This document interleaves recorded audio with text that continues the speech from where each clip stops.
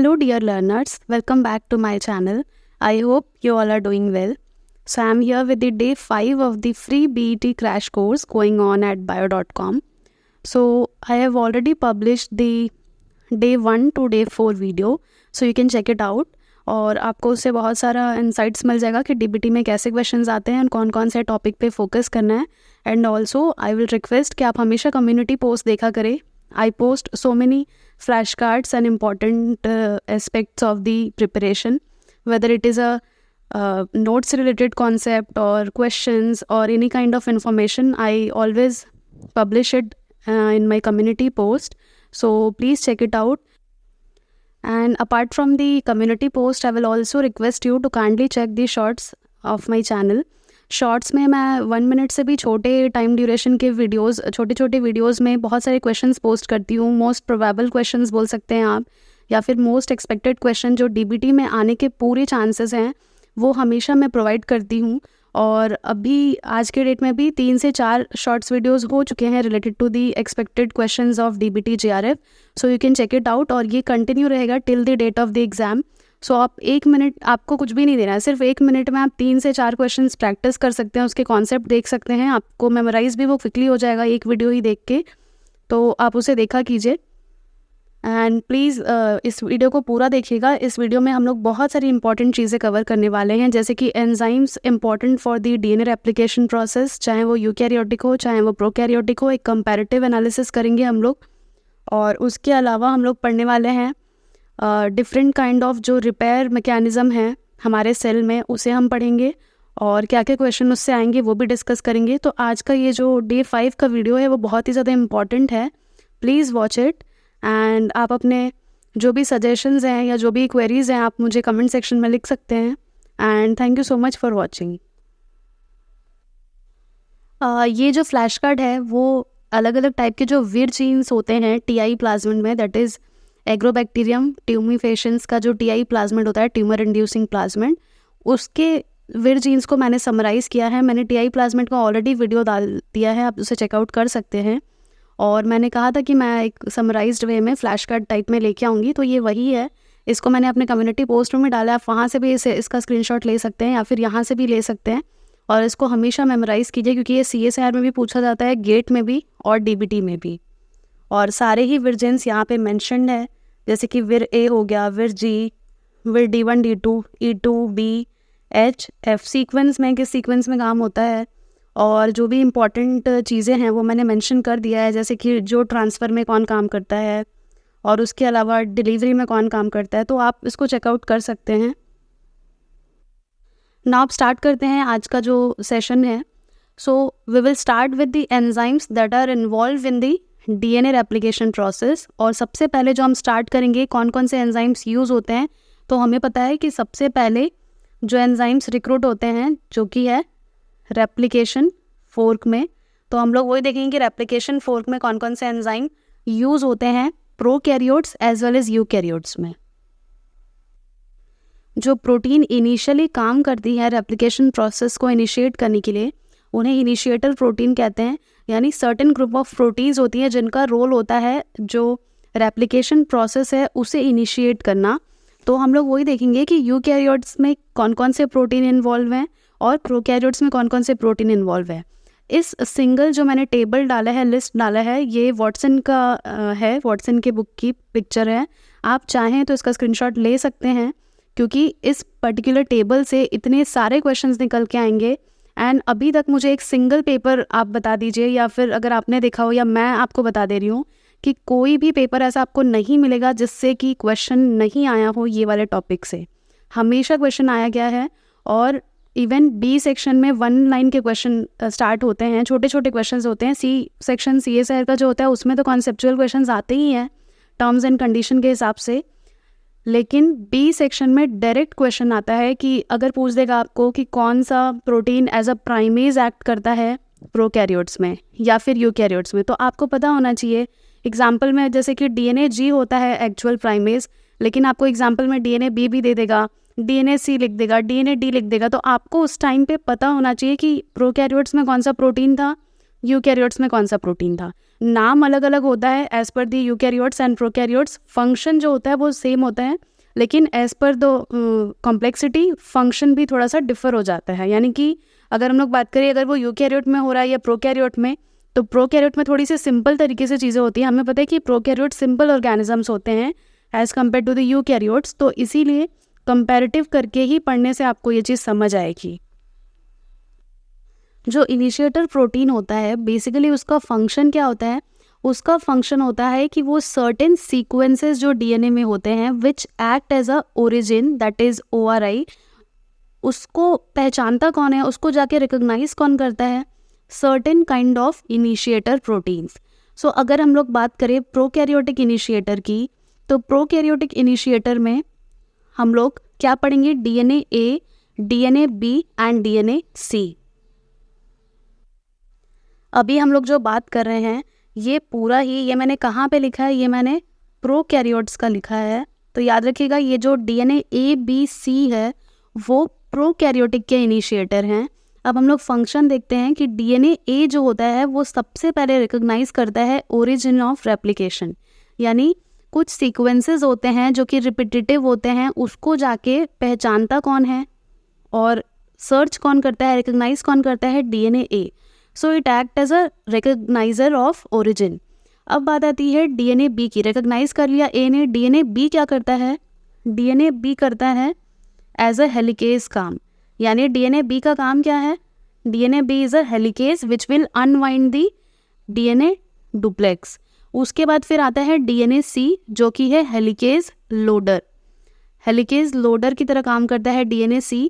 तो DNA A B C कौन सी initiator protein है, प्रोकैरियोट्स के इनिशिएटर प्रोटीन है, और मैंने उसका फंक्शन भी यहाँ पे मेंशन कर दिया है। अब एक और बहुत ही इंपॉर्टेंट पॉइंट, ओरिजिन साइट की अगर हम लोग बात करें तो जो बैक्टीरिया होता है या फिर जो ई कोलाई होता है उसमें कितना होता है, सिंगल ओरी होता है, यानी पूरे जीनोम में सिर्फ और सिर्फ सिंगल साइट होगा जहाँ से रेप्लिकेशन स्टार्ट होगा।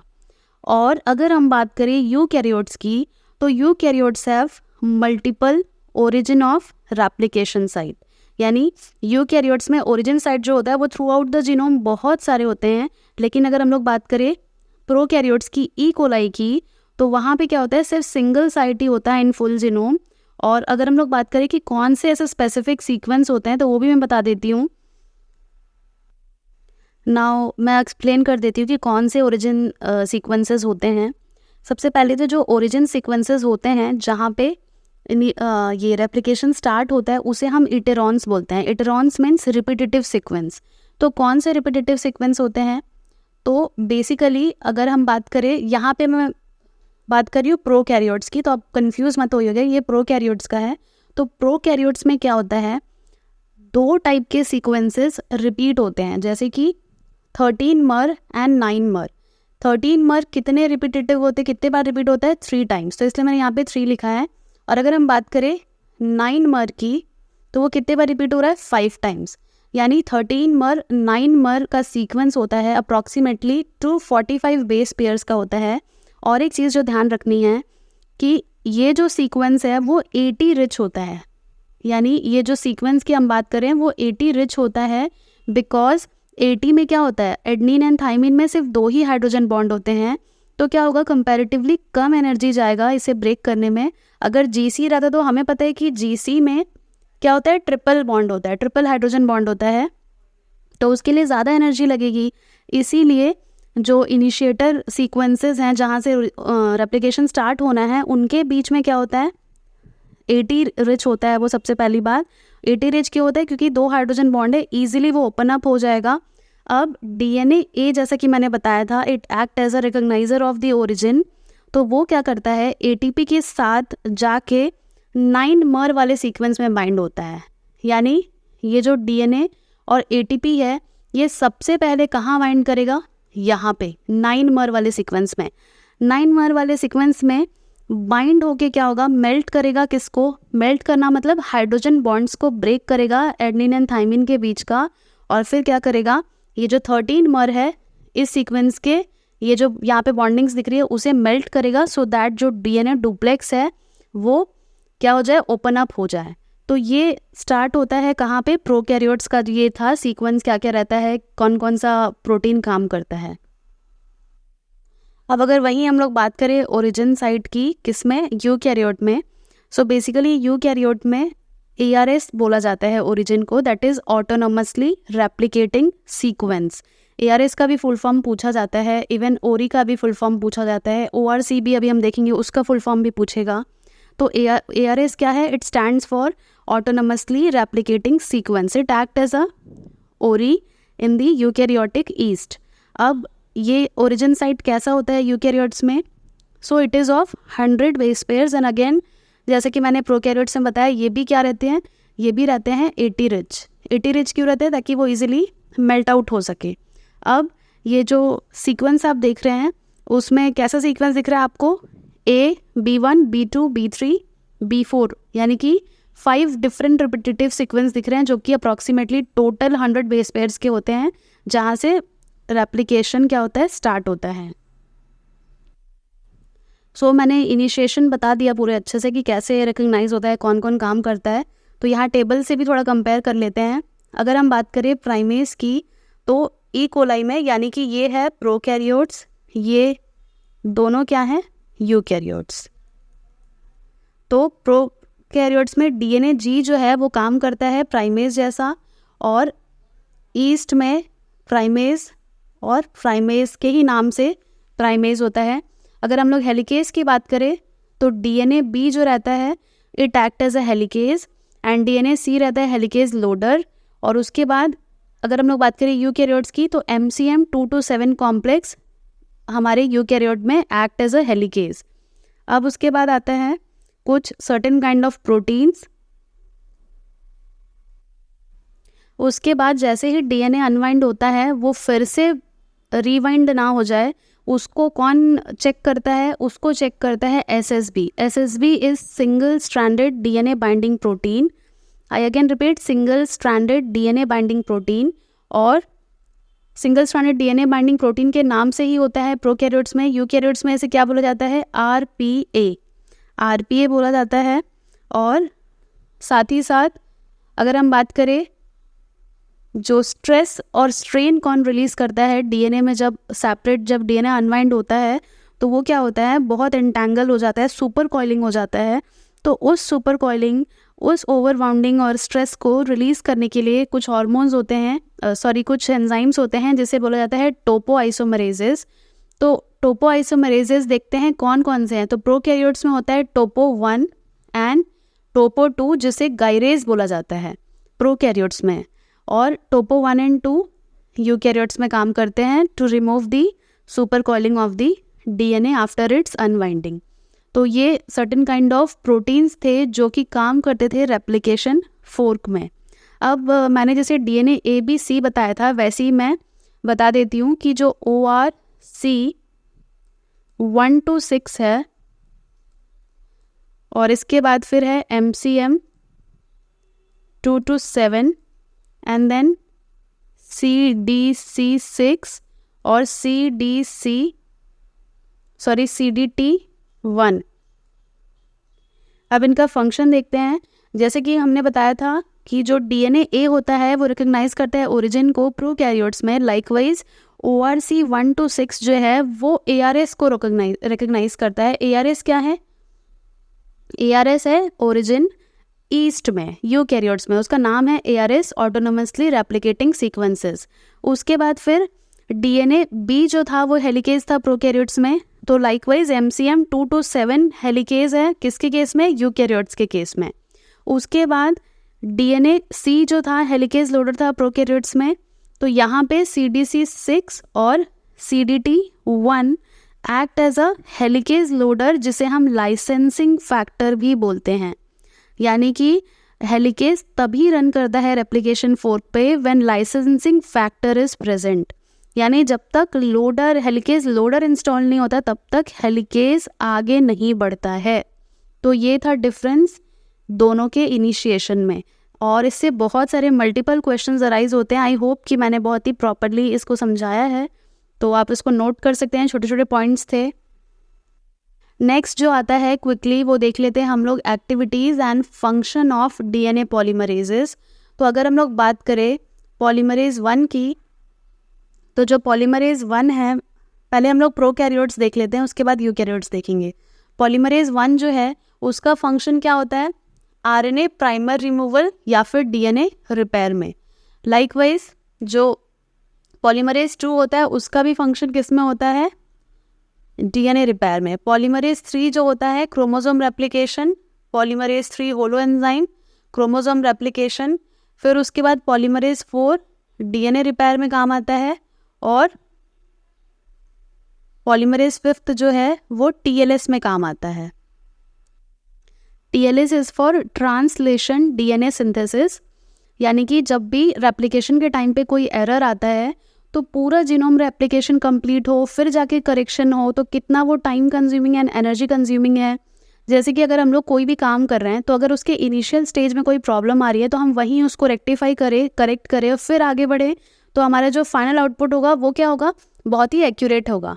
लाइकवाइज अगर हम लोग वहीं फर्स्ट स्टेप में गड़बड़ पता नहीं कर पाएंगे और फाइनल जल्दी जल्दी के चक्कर में हम लोग पूरा काम कर देंगे, तो क्या होगा, जो आउटपुट आएगा उसमें बहुत सारे एरर्स होंगे और वो अप टू दी मार्क नहीं होगा। तो ऐसा ही डीएनए रेप्लिकेशन के टाइम पे जो ये प्रोसेस चलता है उस टाइम पे मान लो कुछ गड़बड़ है, कुछ मिसमैच हो जा रहा है बेसिस में, न्यूक्लियोटाइड्स में, तो उसी टाइम पे ये कौन पहचान जाता है, पॉलीमरेज 5 पहचान जाता है और वहीं पे वो कंप्लीट कर देता है, उस एरर को ठीक कर देता है, ताकि पूरा जीनोम जब डुप्लीकेट हो उसके पहले वो एरर निकल जाए। इसीलिए इसे बोला जाता है ट्रांसलेशन डीएनए सिंथेसिस। यहाँ पे मैं और एक चीज़ बताना चाहूँगी, मेरे ही चैनल पे 2 वीडियोस मैंने अपलोड किए हैं related to the enzymes responsible for या फिर involve in the DNA replication process. इसका पार्ट 1 एंड पार्ट 2 दोनों ही मेरे चैनल पे अवेलेबल है, आप उसको देख सकते हैं। दोनों में, एक में 10 क्वेश्चन है, दूसरे में भी 10 है, 20 क्वेश्चंस हैं, जिससे आप पूरा बेसिक जो एंजाइम्स यूज़ होते हैं डीएनए रेप्लिकेशन में वो वर्कआउट कर सकते हैं, वो पता कर सकते हैं। और ताकि आपको ये जो छोटे छोटे क्वेश्चंस अराइज होते हैं, चाहे वो स्टेट के सेट एग्ज़ाम है उसमें भी बहुत सारे क्वेश्चंस आते हैं, इवन आपके एमएससी एग्जामिनेशन में, बीएससी एग्जामिनेशन में ये सब चीज़ पूछा जा सकता है, तो आप वहाँ से उसको देख लीजिए, मैं टैग कर दूँगी। वो दोनों ही वीडियोज़ हार्डली 10 मिनट्स का है, आप उसको देख के जो जो एंजाइम्स है उनके फंक्शनिंग को देख सकते हैं। तो अभी तक तो हमने प्रोकैरियोट्स का देखा, यानी ई कोलाई में कौन कौन से एंजाइम्स होते हैं, उनका फंक्शन क्या होता है। अब हम लोग देखते हैं यूकैरियोट्स में। यूकैरियोट्स थोड़ा सा कॉम्प्लेक्स होता है, बहुत सारे सब यूनिट्स होते हैं डीएनए पॉलीमरेज के। तो अब देखते हैं कौन कौन से जो यूनिट हैं वो क्या क्या काम करते हैं और कौन कौन से फंक्शन के लिए कौन सा डीएनए पॉलीमरेज अलॉट किया गया है। तो यूकैरियोट्स में जो पॉलीमरेज अल्फ़ा होता है उसका फंक्शन क्या होता है, प्राइमर सिंथेसिस का। और कितने सब यूनिट्स होते हैं, 4 सब यूनिट्स। तो प्राइमर सिंथेसिस यूकैरियोट में कौन कर रहा है, पॉलीमरेज अल्फ़ा, और वहीं ई कोलाई में कौन कर रहा था, प्राइमर वाला काम पॉलीमरेज 1 कर रहा था। अब पॉलीमरेज बीटा जो है, जिसमें सिर्फ एक ही सब यूनिट होता है, वो किस में इन्वॉल्व होता है, बेस एक्सिजन रिपेयर, जिसे BER कहते हैं। इसी आज के ही वीडियो में हम लोग देखेंगे कि BER, NER ये सब चीज़ क्या होता है। उसके बाद पॉलीमरेज गामा जो है 3 सब यूनिट्स का है, and that is for mitochondrial DNA replication and repair. यानी कि हमें पता है कि माइटोकॉन्ड्रिया के पास भी अपना डीएनए होता है, और उसके रेप्लिकेशन एंड रिपेयर का जो भी प्रोसेस है वो सब कौन देखता है, पॉलीमरेज गामा। उसके बाद आता है पॉलीमरेज डेल्टा, जिसमें 2 से 3 सब यूनिट्स होता है। और यहीं पे आता है एक इम्पॉर्टेंट क्वेश्चन जो हर बार पूछा जाता है। पॉलीमरेज डेल्टा जो है वो लैगिंग स्ट्रैंड का सिंथेसिस करता है और nucleotide and base excision repair में काम आता है। अब ये जो पॉलीमरेज एप्सिलॉन है, इसमें 4 सब यूनिट्स होते हैं, ये बनाता है लीडिंग स्ट्रैंड। यानी डीएनए का लीडिंग स्ट्रैंड कौन बनाता है, पॉलीमरेज एप्सिलॉन, और जो पॉलीमरेज डेल्टा है वो लैगिंग स्ट्रैंड बनाता है। तो ये ही हर बार पूछा जाता है, और इसको याद रखने के लिए पर्सनली मैं कैसे याद रखती थी, ये जो डेल्टा है polymerase delta, delta is stand from D से डेल्टा होता है, तो डी से क्या होगा, डी लैग। ऐसे याद रखती थी मैं कि डी जो है, डेल्टा जो है वो लैगिंग स्ट्रैंड करेगा, और अगर डी लैग याद रख लें तो आपको एप्सिलॉन से तो याद ही रह जाएगा, लीडिंग, या फिर ऐसे याद रखिए कि लीडिंग में ई है तो ई फॉर एप्सिलॉन, ऐसे भी आप याद रख सकते हैं। इट अप टू यू कि आप कैसे ट्रिक लगा के याद रखते हैं। बाकी मैं जैसे याद रखती थी मैंने आपको बताया। उसके बाद आते हैं पॉलीमरेज थीटा, और ये सब अब कितने कितने सब यूनिट्स के हैं, सिर्फ ओनली 1 सब यूनिट। ये डीएनए रिपेयर और क्रॉस लिंकिंग में काम आता है।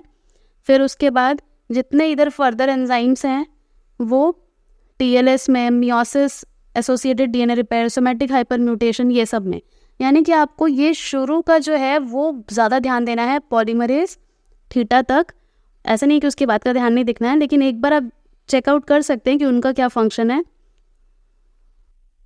अब डायरेक्टली अगर हम लोग रिपेयर पढ़ेंगे, डीएनए रिपेयर, तो हमें समझ नहीं आएगा सबसे पहले कौन कौन से टाइप के डैमेज होते हैं डीएनए में, क्योंकि ये बहुत ही इंपॉर्टेंट हो जाता है।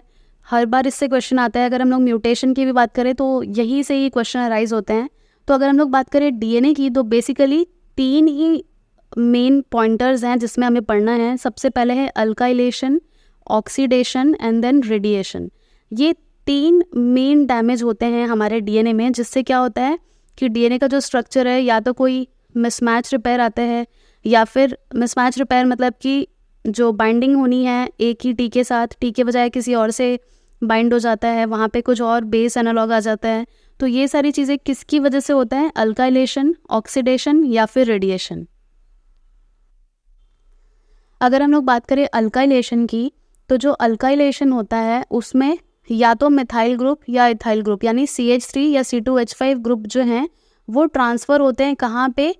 बेस पे, या फिर फॉस्फेट रीजन, जो डीएनए का बैकबोन होता है, डीएनए शुगर का जो बैकबोन, उसमें का जो फॉस्फेट ग्रुप होता है उस पे जाके बाइंड हो जाता है। कौन सा ग्रुप? मिथाइल ग्रुप, CH3 या फिर C2H5 इथाइल ग्रुप, ये जाके बाइंड हो जाता है। तो ये अल्काइलेशन में होता है। अब अल्काइलेटिंग केमिकल्स जैसे कि नाइट्रोज एमाइंस, ये क्या करते हैं कि ये पोटेंट लेबोरेटरी म्यूटेजन होते हैं, और ये भी जनरली क्या करते हैं? डीएनए डैमेज के लिए रिस्पॉन्सिबल होते हैं। और बहुत ही ज़्यादा जहाँ पे होता है, यानी कि मोस्ट वल्नरेबल साइट अल्काइलेशन के लिए, वो कौन सा है? वो ग्वानिन का 6th कार्बन में होता है। यानी कि 6th कार्बन में ग्वानिन जो है वो मोस्ट वल्नरेबल साइट है, जहाँ पे क्या होता है? अल्काइलेशन के चांसेस बहुत ही ज़्यादा हाई होते हैं। और मिथाइलेशन का प्रोडक्ट क्या होता है? मिथाइल गुआनिन, यानी 6th कार्बन में अगर ऑक्सीजन लगा है तो वो हो गया है मिथाइल गुआनिन। अब ये जो मिथाइल गुआनिन है ऑफन मिसपेयर्स विथ थाइमीन। अब ये गुआनिन किससे बाइंड होना चाहिए था? जनरली ए का जो बाइंडिंग है वो होना चाहिए थाइमीन के साथ, और गुआनिन का जो बाइंडिंग होना चाहिए वो होना चाहिए साइटोसिन के साथ। अब जो गुआनिन है वो क्या हो गया? उसका स्ट्रक्चर तो मॉडिफाई हो गया, यानी कि जो एक्चुअल ओरिजिनल स्ट्रक्चर था अगर वो ही रहता तो वो साइटोसिन के साथ में बाइंड होता। लेकिन जो ग्वानिन का स्ट्रक्चर है वो थ्रू मिथाइलेशन ऑल्टर्ड हो गया है। तो ऑल्ट्रेशन की वजह से वो मिस पेयर हो जाता है किसके साथ में? थाइमीन के साथ में। यानी जहाँ उसको सी से बाइंड होना था वो जाके थाइमीन से बाइंड हो रहा है। तो क्या होगा? जीसी की बजाय बेस में एटी आ गया। यही मैं समझा रही हूँ कि जनरली जो बाइंडिंग है वो एडनिन का थाइमीन से होता है, ग्वानिन का साइटोसिन से होता है। ये ओरिजिनल जब डीएनए में कोई डैमेज नहीं है। लेकिन अगर ग्वानिन में चेंजेस आ गया है तो ग्वानिन जाके बाइंड कर लिया थाइमीन से, लेकिन उसको बाइंड किसके साथ में करना था? साइटोसिन से। तो क्या हो गया? जीसी के बजाय हमारे स्ट्रैंड में क्या आ गया? एटी आ गया, जो कि डीएनए डैमेज, यानी कि डीएनए डैमेज हो गया, और रेप्लिकेशन वाला जो बनता है उसमें भी वो डीएनए डैमेज पास ऑन होता है। अब कुछ और इम्पॉर्टेंट फैक्ट्स आप इसका स्क्रीनशॉट निकाल के रख सकते हैं, क्योंकि इससे हर एक चीज़ से क्वेश्चन आएगा। And I have tried my best कि मैं एक एक पॉइंट्स को यहाँ पे इंक्लूड करूँ, सो दैट आपको समझ आएगा कि क्वेश्चन कहाँ से उठता है। तो प्लीज़ इसे देखिए भी, समझिए भी, एंड इवन अपने नोट्स में भी इंक्लूड कीजिए। आई हाईली रिक्वेस्ट कि इस वाले टॉपिक को बहुत ही ध्यान से पढ़िए। अगर आप एक बार पढ़ के नोट्स बना लेंगे तो ये हमेशा के लिए हो जाएगा, हर एग्ज़ाम के लिए हमेशा यूज़ आएगा आपको ये नोट्स। अब बात करते हैं, अभी तक हमने देखा मिथाइलेशन, अल्काइलेशन, ये सबसे डैमेज हो रहा था। तो जो डीएनए का डैमेज है वो रिएक्टिव ऑक्सीजन स्पीशीज से भी होता है, ये माइनस है। रिएक्टिव ऑक्सीजन स्पीशीज़ से भी होता है, और बहुत ही ज़्यादा जो रिएक्टिव ऑक्सीजन स्पीशीज़ रिलीज़ होते हैं वो आयोनाइजिंग रेडिएशन से रिलीज़ होते हैं। और अब देखेंगे कि जो आयोनाइजिंग रेडिएशन होता है, जैसे कि गैमा रेडिएशन और एक्सरेज, इससे क्या होता है, डीएनए में डबल स्ट्रैंडेड ब्रेक्स आते हैं। यानी कि डीएनए का जो स्ट्रैंड होता है उसके दोनों ही स्ट्रैंड्स में क्या होता है, ब्रेक लग जाता है। मैं यहाँ पे बना के दिखा रही हूँ अगर आपको दिख रहा होगा तो। और उसके बाद ये क्या हो गया, ये डबल स्ट्रैंडेड ब्रेक आ गया, जो कि बहुत ही ज़्यादा डिफ़िकल्ट होता है रिपेयर करने के लिए। और यही अगर रिपेयर नहीं हो पाता है, हमारे जो सेल का जो मशीनरी है, किसी भी प्रॉब्लम की वजह से अगर ये repair double stranded break DNA में जो आया है वो रिपेयर नहीं हो पाया, इफ़ इट लेफ्ट अनरिपेयर्ड, तो वो क्या होता है, सेल के लिए बहुत ही लीथल हो जाता है। और इसी के वजह से फिर क्या होता है, कार्सिनोजेनिक होते जाता है वो।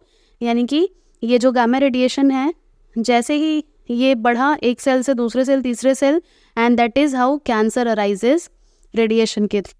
अब अगर मैं बात करूं कि और भी एक चीज़ है जिससे कि डीएनए डैमेज होता है, और भी एक फैक्टर है, दैट इज़ यूवी लाइट। तो ये जो यूवी लाइट है वो भी क्या करता है, it act as a damaging agent for the DNA. अब रेडिएशन जो कि 260 नैनोमीटर के आसपास हैं, वो क्या होती हैं, स्ट्रांगली एब्जॉर्ब करती हैं हमारी बेसेस जो हमारे डीएनए में हैं। और इसी वजह से क्या होता है, फोटोकेमिकल फ्यूजन हो जाता है दो पायरिमिडीन के बीच में। यानी अगर दो थाइमीन के बीच में फ्यूजन हो गया, थाइमीन डाइमर बन जाएगा वो। और ये थाइमीन डाइमर भी क्या होता है, डीएनए डैमेज का रीज़न है। और इसे भी हमारे सेल के अंदर ही मैकेनिज़्म है इसको रिमूव करने के लिए। तो यहाँ पे भी हमने देखा कि कौन कौन से फैक्टर्स हो गए, अल्काइलेशन, मिथाइलेशन, ऑक्सीडेशन के अलावा भी यूवी लाइट जो है, जो कि क्या करता है, यूवी लाइट का क्वेश्चन कैसे बनेगा, क्वेश्चन ये बनेगा कि यूवी लाइट से what kind of damage happens in our DNA. So UV light क्या ट्रिगर करता है, ये डाइमर फॉर्मेशन कराता है। एंड फ्रीक्वेंटली किसके डाइमर, थाइमीन के डाइमर फॉर्मेशन करा रहा है, ये वाला हो गया। अब जो गैमा रेडिएशन और एक्सरेज हैं, ये क्या कराते हैं, डबल स्ट्रैंडेड ब्रेक कराते हैं डीएनए में। इसके अलावा जब ऑक्सीडेशन होता है गुआनिन का, तो क्या बनता है, कौन सा प्रोडक्ट, ऑक्सो जी बोला जाता है। यानी कि 7,8 डाईहाइड्रो 8 ऑक्सोगुआनिन, या फिर इन शॉर्ट ऑक्सोगुआनिन। तो ये जो है वो ऑक्सीडेशन से बन रहा है। And oxo G is a highly mutagenic, बहुत ही ज़्यादा म्यूटेंट ये वर्जन क्रिएट करता है डीएनए का, अगर ये बेस पेयर हो जाता है हमारे ग्रोइंग या फिर जो रेप्लिकेट हो रहा है डीएनए उसमें। अब ये जो ऑक्सो जी है, it can base pair with adenine as well as cytosine. यानी कि जो ऑक्सो जी है वो किसके साथ में बाइंड कर सकता है, ये बाइंड कर सकता है एडेनिन के साथ भी और साथ ही साथ साइटोसिन के साथ भी। तो कितना ज़्यादा मिसमैच होगा, ये जी को बाइंड करना चाहिए, जो नॉर्मल गुआनिन है वो साइटोसिन के साथ बाइंड करना चाहिए, लेकिन अगर यही ऑक्सो जी कैपेबिलिटी रखता है एडेनिन के साथ भी बाइंड करने में, यानी कि जो नया डीएनए सिंथेसाइज हो रहा है रेप्लिकेट होके, उसमें भी क्या है, ये इनकरेक्ट बेस ही जा रहा है। तो उस वजह से पूरा क्या होगा, मिसमैच होगा, जो कि करेक्ट करना बहुत ही ज़्यादा ज़रूरी होता है। अब ये बेस पेयर अगर एडेनिन के साथ हो जाता है तो क्या हो जाता है, अगेन क्या, थोड़ा सा मैं क्लीन कर लेती हूँ। इसके पहले ही मैंने बताया था कि गुआनिन का जब ऑल्टर हो जाता है तो वो साइटोसिन के बजाय थाइमीन से जाके बाइंड करता है। मतलब कि जीसी के बजाय वो किससे बाइंड कर लिया, वो टीए हो गया। जैसे ये जो ऑक्सो जी है वो एडेनिन के साथ भी बाइंड कर सकता है, साइटोसिन के साथ भी बाइंड कर सकता है। तो अगर वो एडेनिन के साथ बाइंड करता है तो वो क्या करता है, गुआनिन साइटोसिन के बजाय वो ट्रांसवर्शन कर रहा है टीए में, यानी थाइमीन और एडेनिन में। क्योंकि अगर एक स्ट्रैंड जिसे रेप्लिकेट होना है, जो कि टेम्पलेट की तरह काम कर रहा है, सपोज ये वाले स्ट्रैंड में क्या है, जी है, तो इसके सामने स्ट्रैंड में क्या आएगा, सी आएगा। अब यहाँ पे अगर ए है तो इधर टी आएगा। तो अगर इनकॉर्पोरेटिंग बेसेस ही गलत हैं, अगर इनकॉर्पोरेटिंग बेसेस ही जी के बजाय क्या है, टी हैं, तो सामने वाले में क्या आएगा, ए आएगा। तो इसी को बोलते हैं इनकरेक्ट जो मिसमैचिंग हो रहा है ऑक्सीडेशन के थ्रू। तो पूरा का पूरा स्ट्रैंड ही जो बनेगा वो गलत बनेगा। तो इसीलिए इम्पॉर्टेंट है कि सोर्सेज याद रखें आप, कौन कौन से सोर्सेज है डीएनए डैमेज के, and the final product and what kind of damage it causes to the DNA. ये इम्पॉर्टेंट हो जाता है, क्योंकि अब हम लोग पढ़ेंगे डीएनए रिपेयर प्रोसेस। ये मैंने एक टेबल डाला है जो कि अगेन वॉटसन के बुक का ही है। अब कौन कौन से जो टाइप्स ऑफ रिपेयर होते हैं और कौन कौन से डैमेज को वो रिपेयर करते हैं, ये वाला सब इसमें इंडिकेटेड है। जैसे कि मिसमैच रिपेयर क्या होता है, रेप्लिकेशन एरर को करेक्ट करने के लिए होता है।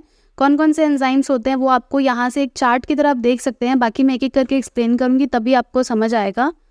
जैसे कि फोटो रिएक्टिवेशन है, जो पायरिमिडीन डाइमर जो अभी हमने देखा कि थायमीन के जो 2 डाइमर्स बन रहे थे उसको कौन ठीक करता है, डीएनए फोटोलाइएज ठीक करता है।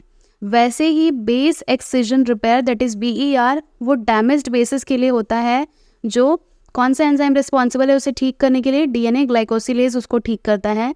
लाइकवाइज न्यूक्लियोटाइड एक्सिजन रिपेयर जो है वो पायरिमिडीन डाइमर को ठीक करता है और साथ ही साथ जो बल्कि लेशंस होते हैं डीएनए में उसको ठीक करता है, जिसमें कौन कौन से एंजाइम्स इन्वॉल्व होते हैं, UVR A, B, C and D E coli में, और XPC, XPA, XPD, ERCC1, XP ये सब ह्यूमंस में।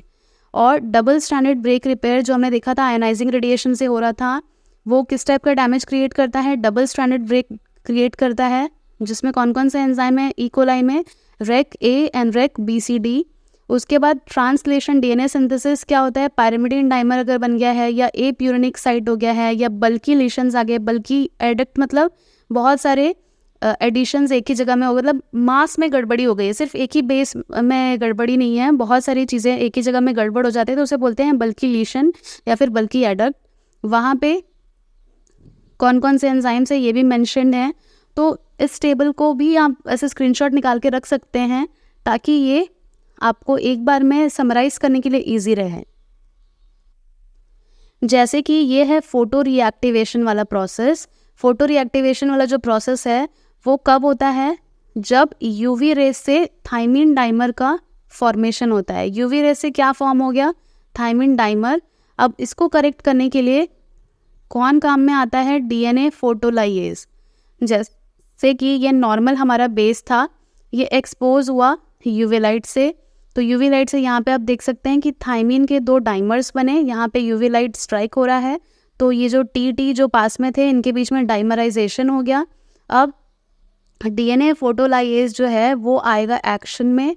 वो क्या करेगा, DNA photolyase will break the ring formed between the dimers, यानी जो 2 थायमीन के बीच में रिंग का फॉर्मेशन हुआ था उसे ब्रेक करेगा, और उसके बाद में क्या करेगा, to restore the 2 thymine residues, ताकि यहाँ पे जो डाइमराइजेशन हुआ था ये वाला उसको क्या करेगा, ब्रेक करेगा और फिर ये नॉर्मल थायमीन में कन्वर्ट कर देगा।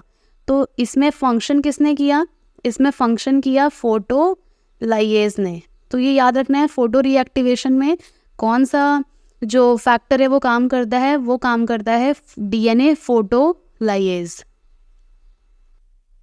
Now the most important kind of DNA repair that is BER and NER. BER stand for base excision repair and NER stands for nucleotide excision repair.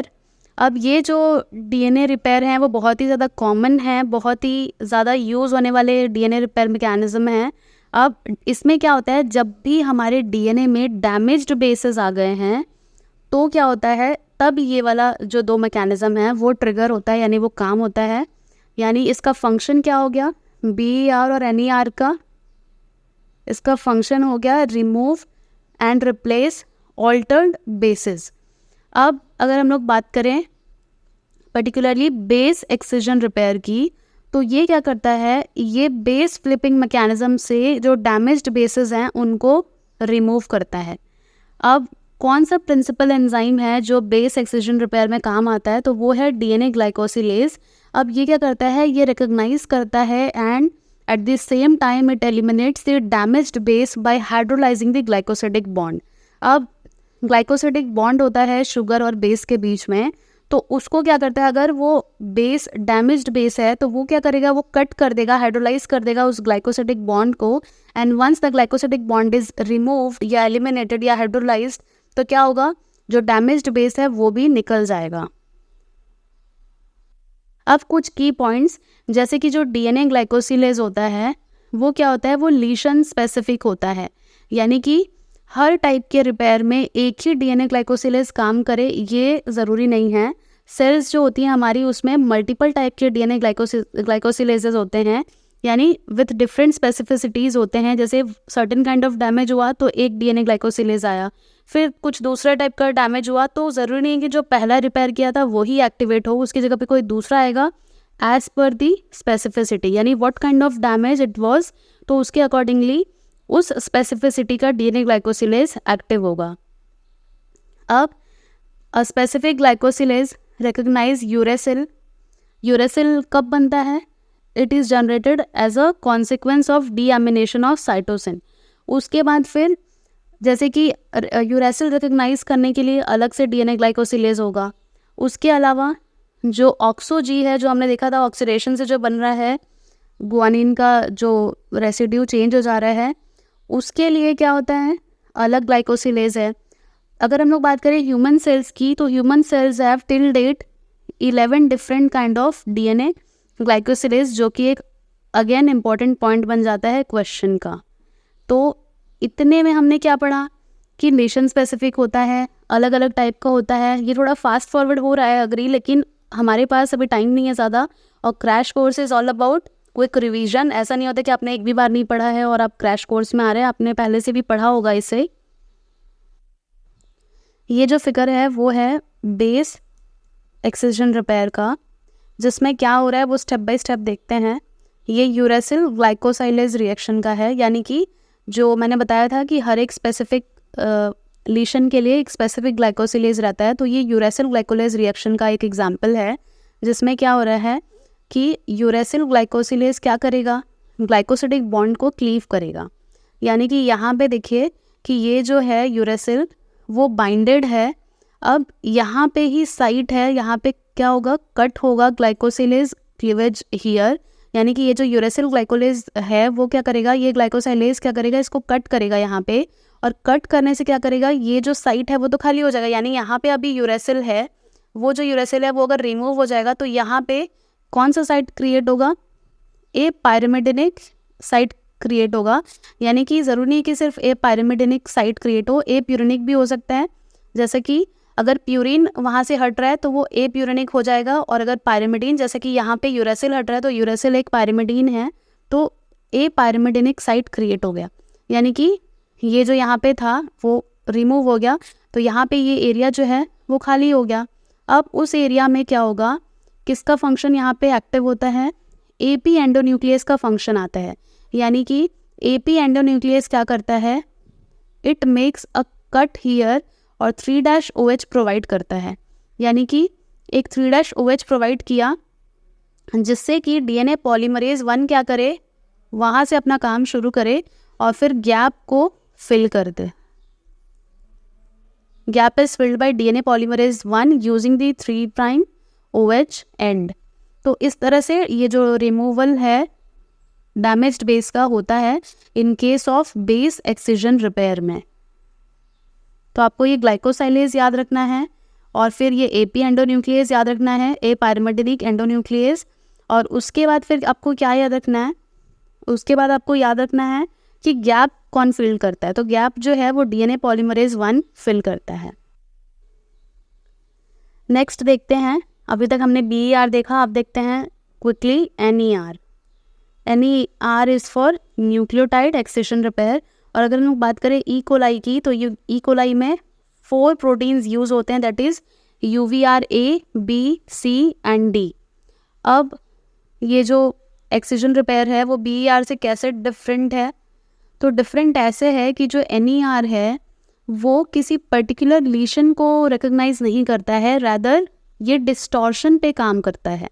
यानी अगर DNA में किसी तरह का डिस्टॉर्शन आ गया है तो वो रिकॉग्नाइज हो जाता है। DNA डबल हेलिक्स के पूरे स्ट्रक्चर में अगर कोई अलग टाइप का डिस्टॉर्शन दिख रहा है नॉर्मल से, तो उसको रिकॉग्नाइज करता है कौन, NER। अब वो डिस्टॉर्शन किस चीज़ से हो सकता है, या तो अगर थाइमिन डाइमर बन गया है, या फिर कोई बल्की केमिकल, यानी कोई बड़ा केमिकल जिसका साइज़ और मॉलिक्यूलर वेट सब कुछ ज़्यादा है, वो एड ऑन हो गया है, किसी बेस के साथ इनकॉर्पोरेट हो गया है, तो उसका ओवरऑल जो साइज़ है वो भी बढ़ जाएगा, वो बल्कि दिखेगा, तो इस चीज़ को रिकग्नाइज कर लेता है NER। अब NER का पूरा मैकेनिज्म देखते हैं, न्यूक्लियोटाइड एक्सcision रिपेयर कैसे होता है ई कोलाई में, तो उसको देखते हैं। तो NER में जैसे कि हमें पता है कि जो 2 UVRA हैं, यानी कि यहाँ पे भी फिगर में भी दिख रहा है कि 2 A हैं, 2 UVRA और 2 UVRB, यानी कि ये टेट्राएड बना लिए 2A 2B। ये मिलके क्या करते हैं, ये डिस्टॉर्शन को डिटेक्ट करते हैं। मतलब जैसे यहाँ पे आपको दिख रहा है ये इस टाइप का ऐसा वाला स्ट्रक्चर रहना कैसे चाहिए, ऐसे स्ट्रेट रहना चाहिए, लेकिन यहाँ पे समहाउ डिस्टॉर्शन हो गया है। तो उस डिस्टॉर्शन को रिकग्नाइज कौन करता है, रिकग्नाइज करता है UVRA एंड B। अब जैसे ही एनकाउंटर हुआ कोई डिस्टॉर्शन, तो जो UVRA है वो इस कॉम्प्लेक्स में से निकल जाता है। तो यहाँ पे आप देख सकते हैं ये जो 2A 2B हैं, ये डिस्टॉर्शन को यहाँ पे क्या कर रहे हैं, रिकग्नाइज कर रहे हैं। जैसे ही डिस्टॉर्शन रिकग्नाइज हो गया, यहाँ पे स्ट्रक्चर दिख रहा है डिस्टॉर्शन वाला, तो इसको रिकग्नाइज करने के बाद में A का काम क्या होता है, ये अपना निकल जाता है। इसने देख लिया कि हाँ रिकग्नाइज हो गया, अब चुपचाप से निकल जाता है अपना काम करके।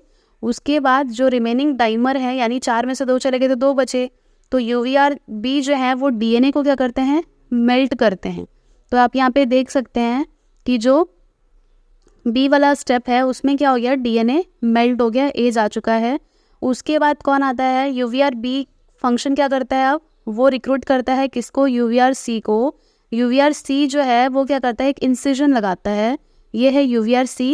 UVRC ने क्या किया, B ने क्या किया, C को बुलाया कि आ जाओ, मैंने क्या कर दिया है, मैंने जो डबल स्टैंडर्ड था उसको सिंगल स्टैंडर्ड बबल में कन्वर्ट कर दिया है, अब तुम्हारा फंक्शन है, तुम आ जाओ। उसको बुला के फिर क्या करता है, वो इंसिजन लगाता है, कट लगाता है। और यहाँ पे आप देख सकते हैं कहाँ पे वो कट लगाता है। उसके बाद कट लगाने के बाद में it creates a 12 to 13 residue long DNA strand, जिसमें वो लीशन होता है, यानी कि जहाँ पे गड़बड़ हुआ रहता है वो रहता है उस कट वाले में। उसके बाद क्या होता है, the लीशन containing strand is removed from the rest of the DNA by action of DNA helicase, that is UVRD। यानी C ने कैसा काम किया, C ने कट किया, उसके बाद फिर वो लेशन कितने उसका था, रेसिड्यू का था 12 से 13 रेसिड्यू लॉन्ग था। उसी रेसिड्यू लॉन्ग DNA स्ट्रैंड में वो गलती थी। अब उसी गलती को क्या करेगा, DNA हेलिकेज उतने पोर्शन को ही सिर्फ कट करेगा। यहाँ पे आप देख सकते हैं ये D के लास्ट वाले फिगर में कि जो डिस्टॉर्शन वाला पोर्शन था वो ही रिमूव हो रहा है, rest of the DNA is restored back. और फाइनली जो गैप होता है, यानी कि इतना DNA है इतना बड़ा सा, अगर कुछ पोर्शन कट हो रहा है, सपोज इतना पोर्शन कट हो रहा है, एक स्ट्रैंड ये वाला स्ट्रैंड निकल रहा है, तो जो ये नीचे वाला जो खाली था ऊपर गैप है, तो वो गैप फिलिंग का काम कौन करता है, DNA पॉलीमरेज 1, और सीलिंग का DNA लाइगेज क्या करते हैं, काम करते हैं। तो हर रिपेयर में लास्ट में DNA पॉलीमरेज 1 एंड लाइगेज क्या करते हैं, अपना फंक्शन करते हैं। उनका फंक्शन होता है कि DNA जो था उसके गैप को फिल करना एंड रीसील करना। तो ये था DNA damage repair mechanism through nucleotide excision repair in E coli. अब आज के जो वीडियो में हमने पढ़ा है वो पढ़ा था DNA रेप्लिकेशन एंजाइम, और DNA रेप्लिकेशन एंजाइम जो पढ़ा था वो we have studied both for prokaryotes and eukaryotes. Major differences देखे थे DNA पॉलीमरेज के, और रेप्लिकेशन फोर्क में कौन कौन से एंजाइम काम करते हैं वो देखा था हमने। उसके बाद हमने देखा DNA रिपेयर, और DNA रिपेयर में भी हमने देखा फोटो रिएक्टिवेशन, जहाँ पे फोटोलाइएज काम कर रहा था थायमिन डाइमर के रिमूवल के लिए। उसके बाद हमने देखा डैमेज्ड बेसेस के लिए बेस एक्सcision रिपेयर, जहाँ पे ग्लाइकोसाइलेज का फंक्शन होता है। उसके बाद हमने देखा NER ई कोलाई में। उसके बाद हमने ये भी फोकस किया डिटेल में कि DNA डैमेज के कौन कौन से टाइप्स होते हैं। तो आई होप कि आपको आज का वीडियो समझ आया होगा, और बाकी के वीडियोज़ भी देखिए एंड आगे के भी वीडियोज़ देखिएगा। And please hit the like button if you like the video, and do subscribe for more such video. And thank you so much for watching, and keep learning, keep growing.